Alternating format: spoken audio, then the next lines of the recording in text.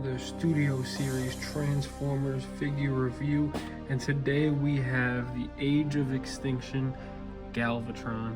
I'm not a fan of the open box again, where there's no plastic protection. You can just go right in and grab at the figure, but other than that, this is some really nice box art showcasing a nice design right there of Galvatron from the movie. As you can see on the back, Hong Kong Pursuit, really nice looking image of the Galvatron figure there on the left, showcasing his robot mode. You can see the Shanghai display he comes with, as well as this being an officially licensed product with the Freightliner truck. So really good looking, and another nice close-up of his face right there. So let's get him out of the package, give this guy a better look close up.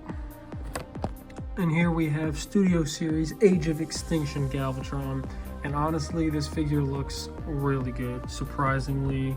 And I say surprisingly just because of how much of a challenge these creators at Hasbro had when it comes to creating this guy, because in the movie he doesn't have a transformation.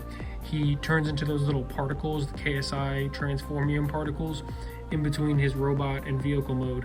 So they kind of had to figure out how to compartmentalize this guy in an appropriate way for a transformation. And I think they really did a nice job. Specifically looking at the details on this chest here, unlike the original release of this guy, he has the hole on the front and back, which is a really nice addition. Taking a look at the back of this guy here, not a lot of detail there, just I mean not a lot going on here in terms of paint applications, but the detail is kind of still there with the molding. Obviously not perfect, looking down at the lower legs and behind the arms, but you're not really gonna have him displayed like that. Spinning him back around though, the outside of the arms going into the gun, looking very nice. Obviously the smaller gun on this guy, Galvatron. Other arm getting a nice detailed look. That's how they look on both sides, but I obviously have the gun on this arm. But nice blue color on the inside of the arm there. Going down to the legs. Nice detail on the molding, silver paint, gray paint, dark gray, light gray. Nice mix of everything. And focusing there on that head sculpt. Really nice looking head sculpt there with the nice blue colors, silvers, dark gray, and the nice red eyes there.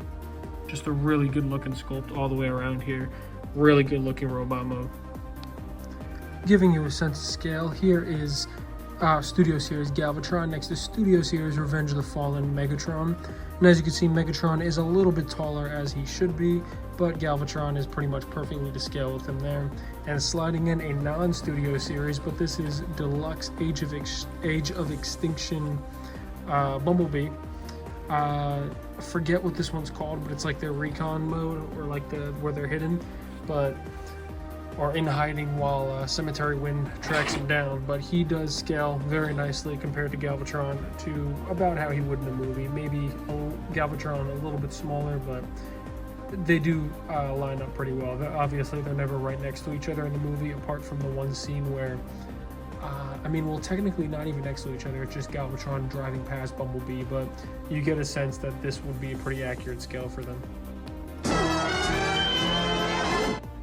And boom, here we have Galvatron in his truck form. And I do not love this guy for a few reasons. Obviously, I think the front of his truck form looks great. Obviously, these guys had a lot to work with, the people that designed this guy, because in the movie, he doesn't have a transformation. He literally turns into like those kind of cube particles in between robot and to vehicle mode and vice versa. So the designers were already kind of hard pressed to figure out how to put this guy back and forth. But obviously you have these kind of weird feet parts sticking out like right here. It doesn't really look great. Not a fun transformation at all. Really just a lot going on here in the front. It's not impossible, not their hardest from the Studio Series, but just not too fun to transform. So definitely think I'm going to be keeping this guy in vehicle mode. Not ugly vehicle mode by any means, but also not one of the better ones in my opinion. But there is Galvatron's truck mode. Yeah, that's about it. Really in some comparison though, we can see here Galvatron is, as he should be, larger than Jazz. This is the Jazz from the Autobots 15th anniversary pack, but he is noticeably smaller. How do I put these guys together? Noticeably smaller than Ironhide.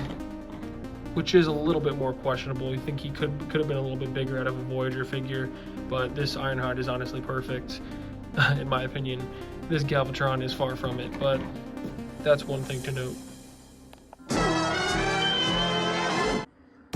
Now, all in all, while I personally won't have this guy ranked too high up in my personal collection, it is definitely a worthy piece to pick up, I believe. Just looking at that head sculpt one more time, just so much detail packed into this guy, honestly.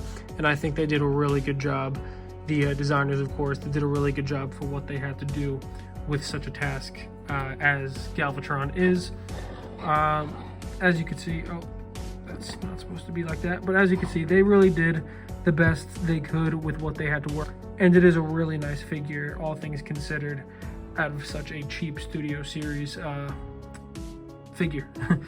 So Galvatron, really nice piece to add to your collection if you want to finish out your Age of Extinction figures, especially considering how nicely detailed this guy is, especially in robot mode from the front, for the price point he is, of course. But other than that, that's about all I have to say in terms of this Galvatron. Any feedback is appreciated. Let me know. Likes, dislikes, comments. And until next time, guys, stay tuned for more Transformers content, and peace.